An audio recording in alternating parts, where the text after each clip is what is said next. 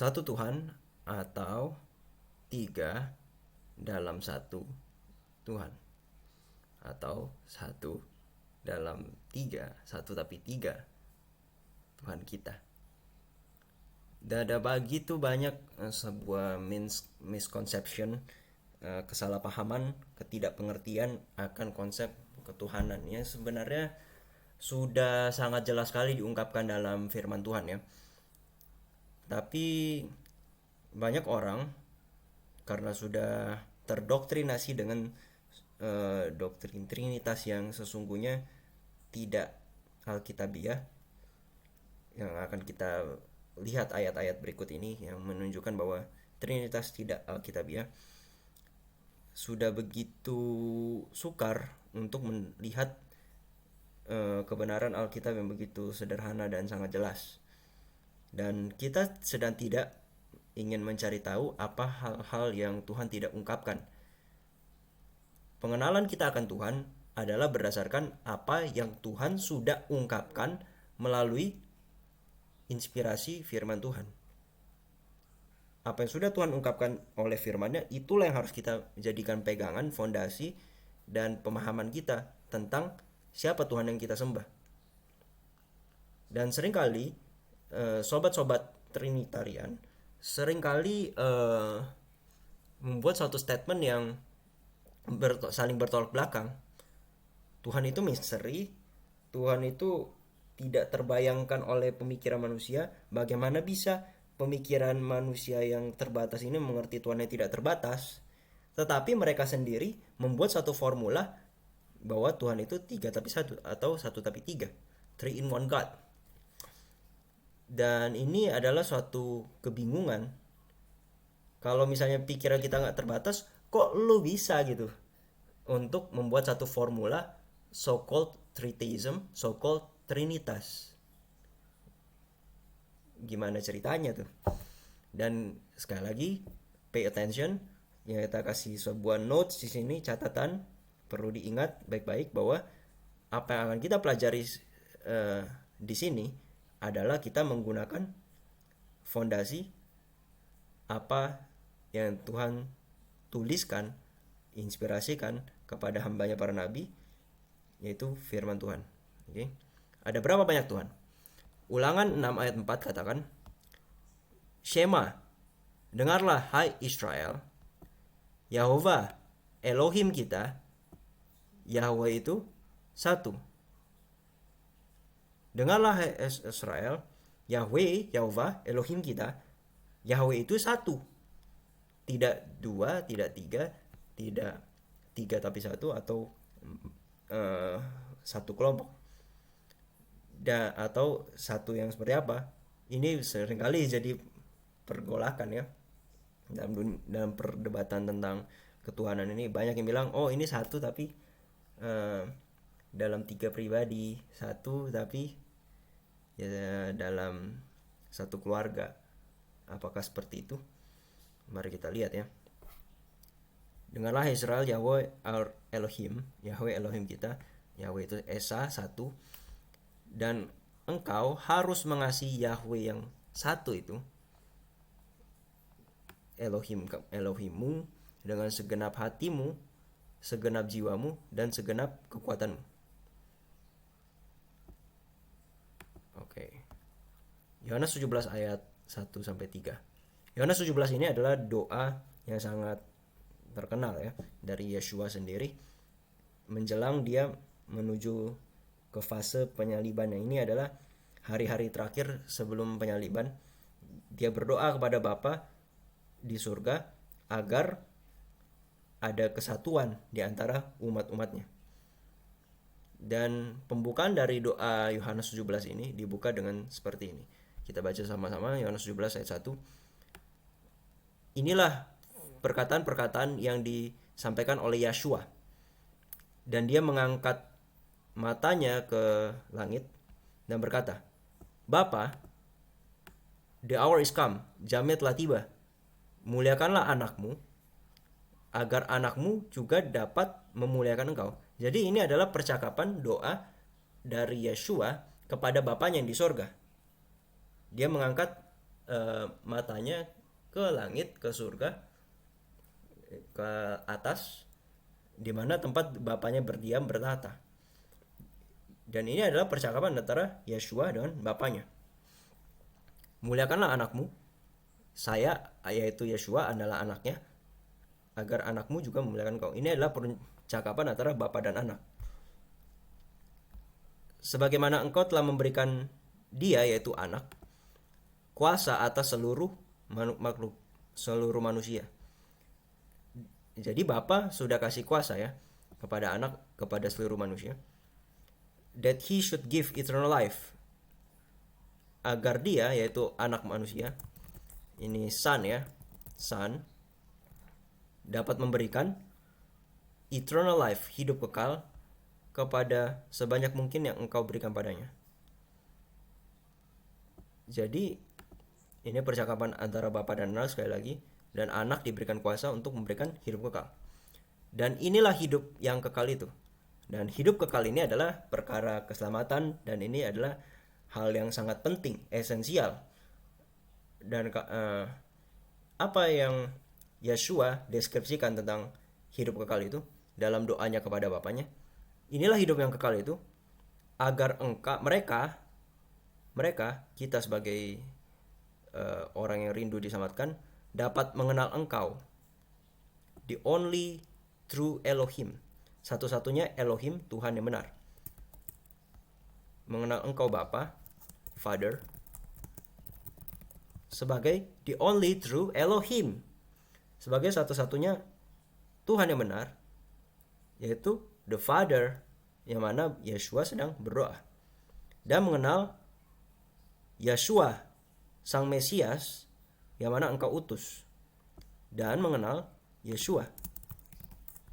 Jadi apa itu hidup yang kekal? Mengenal Bapa sebagai satu-satunya Tuhan yang benar, dan mengenal Yeshua, Sang Mesias, sebagai anak dari satu Tuhan tersebut, yaitu the Father. Jadi siapakah satu Tuhan yang dimaksud dalam Alkitab adalah the Father, Bapa. Dan satu Tuhan ini memiliki satu anak yang dia utus, yaitu Yeshua, Mesias kita. Yohanes 3 ayat 16, satu ayat yang juga sangat familiar di telinga dari dunia kekristenan adalah, karena begitu besar kasih Yehova, kasih Bapa, kasih Tuhan kepada dunia, sehingga dia memberikan His only begotten Son. Dia memberikan anaknya yang tunggal, yang exersoma, yang monogenes dari dia. Satu-satunya yang unik, yang spesial. Ada banyak anak-anak Tuhan. Adam, kita semua adalah anak Tuhan yang diciptakan. Malaikat juga anak Tuhan yang diciptakan. Kita juga anak Tuhan yang diadopsi. Tetapi ada satu anak Tuhan yang spesial, yang berbeda, yaitu Yeshua sendiri, yang lahir, keluar dari Bapa, yang satu-satunya memiliki divinity seperti Bapanya. Karena oleh dialah seluruh alam semesta ini, dunia-dunia di alam semesta ini diciptakan, berserta segala isinya. God through His only begotten Son. Dan Bapa, ini hidup yang kekal itu. Bapa mengasihi dunia, dia memberikan anak yang tunggal, agar barang siapa yang percaya di dalam dia, yaitu di dalam anak, tidak binasa, mereka memperoleh hidup kekal.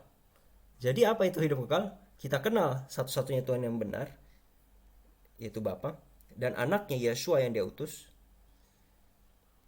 Dan ketika kita percaya pada anaknya, kita tidak binasa tapi memperoleh hidup kekal. Dan dua ayat ini adalah bicara tentang eternal life, keselamatan. Mari kita baca lagi ayat berikut di dalam 1 Yohanes pasal 5 ayat 11.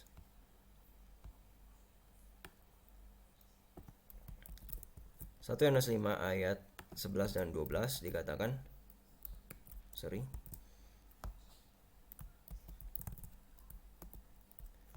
dan inilah kesaksian, kesaksian bahwa Yehova telah memberikan pada kita hidup yang kekal. Dan hidup yang kekal ini ada di dalam anaknya. Ia yang memiliki anaknya memiliki hidup, dan ia yang tidak memiliki anak dari Yehova tidak memiliki hidup. Jadi bagaimana kita bisa memperoleh hidup kekal? Bapa sudah berikan hidup kekal itu, dan hidup kekal itu ada di dalam anaknya, yaitu Yeshua. Dan kita bisa kembali kepada Bapa hanya lewat anaknya. Dan di Markus 12 ayat 28 sampai 34 ini ada sebuah percakapan yang menarik dari seorang scribes ahli Taurat yang kerjanya sehari-hari adalah mengkopi salinan Torah, Alkitab, Perjanjian Lama, Tanakh ya. Kerja mereka adalah mengkopi, menyalin ulang tuh. Jadi mereka yang pekerjaannya sehari-hari adalah berkutat dengan Torah, Ketuvim, Nevim, Law and the Prophets, itu sangat ya paham gitu harusnya dengan firman Tuhan dan tahu betul apa isi perintah Tuhan. Itu adalah suatu hal yang sangat wajar gitu. Hal yang nggak wajar adalah mereka ketika mereka berkutat sehari-hari dengan firman Tuhan tapi nggak mengerti. Itu adalah hal yang mustahil dan suatu kebodohan. Sama seperti orang yang sudah sehari-hari megang arsitektur, bagaimana membangun rumah, kerjanya sehari-hari di situ-situ aja, harusnya sudah sebagai profesional. Dan ini adalah professional scribes ya. Dan ada satu orang dari scribes ahli Taurat datang, dan makanya kalau di Indonesia disebut ahli ya. Disebut ahli, artinya udah pro banget gitu. Dan salah satu dari seorang scribes datang dan mendengar mereka reasoning together, saling berperkara, saling bertukar pikiran ya, bertukar pendapat, reason, and perceiving that he had answered them well, dan mengetahui bahwa Yeshua ini menjawab semuanya dengan baik. Lalu dia bertanya, scribes-nya bertanya, which is the first commandment of all? Yang manakah yang merupakan perintah yang pertama dari semuanya? Wow, dia menanyakan pertanyaan seperti ini. Kira-kira di antara semua perintah Tuhan, yang mana paling pertama, terutama, dan harus paling diutamakan kesimpulan dari semuanya? Kurang lebih seperti itu ya. Lalu Yeshua menjawab, the first of all the commandments is, yang pertama dari semua perintah adalah, dengarlah hai Israel, Yahweh Elohim kita, Yahweh adalah Esa, satu. Dan Yeshua mengutip dari Ulangan 6 ayat 4 yang tadi kita baca di awal. Dan ini Yeshua sebut, perkataan Shema ini, dengar, hai Israel, Yehova adalah Esa, itu adalah hukum yang pertama dan terutama. Dan engkau harus mengasihi Yehova Elohimmu yang satu itu dengan segenap hatimu, segenap jiwamu, segenap akal budimu, dan dengan segenap kekuatanmu. Inilah perintah yang pertama. Dan yang kedua yang serupa dengan ini, namely this, thou shalt love thy neighbor as thyself. Engkau harus mengasihi sesamamu manusia seperti dirimu sendiri. Tidak ada perintah yang lebih besar daripada ini. Lalu scribes itu, ahli Taurat ini berkata pada Yeshua, betul sekali Rabi, engkau telah mengajarkan kebenaran. Karena hanya ada satu Elohim dan tidak ada yang lain selain Dia. Rabi ini, scribes ini, dia tahu betul hukum Tuhan. Dia tahu betul apa yang Yeshua dengar. Inilah yang sering dia baca, bahwa hanya ada satu Tuhan. Dan dia sepakat bahwa ada satu Tuhan. Dan jikalau Yeshua mau memberikan satu pengertian yang berbeda dari yang diungkapkan oleh Taurat dan yang dimengerti, dipahami oleh ahli Taurat ini, dia akan katakan, dia akan sangkal tidak seperti itu. Tuhan itu satu tapi tiga. There is none other but He, bukan them. Jadi hanya ada satu Tuhan, tidak ada istilahnya politeisme ya, Tuhan yang lebih dari satu. Jadi hanya ada satu Elohim, dan Scribes dan Yeshua saling sepakat. Dan untuk mengasihi Dia dengan segenap hati, dengan segenap pengertian, dengan segenap jiwa, dan segenap kekuatan. Dan untuk mengasihi sesama manusia seperti diri kita sendiri, is more than all, adalah lebih dari seluruh korban bakaran dan persembahan. Dan ketika Yeshua melihat jawaban dari Scribes ini sangat bijaksana, discreetly, sangat tepat, ia berkata pada Scribes ini, engkau tidak jauh dari kerajaan Yahweh. Artinya kamu sudah selangkah lagi gitu ke kerajaan Yehova. Kalau kamu terima Yeshua sebagai, yaitu saya sebagai Yeshua sebagai anak yang memiliki hidup kekal itu, engkau sudah punya pengertian yang benar. Dan engkau tidak jauh dari kerajaan surga. Hanya tinggal terima Yeshua. Dan jawaban dari Rabi ini disepakati oleh Yeshua bahwa hanya ada satu Tuhan dan tidak ada yang lain selain Dia, yaitu Bapa. Kedua orang ini sepakat. Yeshua tidak memberikan pengertian yang lain, yaitu Trinitas. Dia sepakat bahwa hanya ada satu Tuhan, tidak ada yang lain selain He. He ini singular, bukan them, jamak. 1 Timotius 2 ayat 5 katakan, for there is one Elohim, hanya ada satu Elohim. Jadi Yeshua, Paulus, Scribes tadi semua sepakat bahwa hanya ada satu Elohim. Dan satu perantara antara Elohim dan manusia, yaitu manusia Yeshua Sang Mesias. Jadi satu Tuhan Bapa, satu pengantara antara Bapa dan kita manusia, yaitu Yeshua dalam kemanusiaannya yang sedang duduk di sebelah kanan Bapa menjadi pengantara. 1 Korintus 8 ayat 6. Tetapi bagi kita hanya ada satu Elohim, yaitu Bapa, one Elohim, the Father, yang mana sumber dari segala sesuatu, dan kita ada di dalam Dia. Dan satu Master, satu penguasa, satu raja, yaitu Yeshua Sang Mesias itu sendiri, yang mana dialah berasal, melalui Dia segala sesuatunya diberikan dan diciptakan, dan kita melalui Dia. Jadi Bapa sebagai sumber segala sesuatu menyerahkan segala sesuatu melalui anaknya. Anak ini adalah channel, Bapa adalah source, sumber, source dan channel. Melalui Yeshua seluruh alam semesta ini diciptakan, dan melalui Yeshua juga pekerjaan penebusan bisa diselesaikan. Dan ada berapa Tuhan? Kesimpulan dari pelajaran singkat ini, hanya ada satu Tuhan, one Elohim, Bapa, one God the Father, dan ada satu Master, yaitu Yeshua Mesias, anaknya.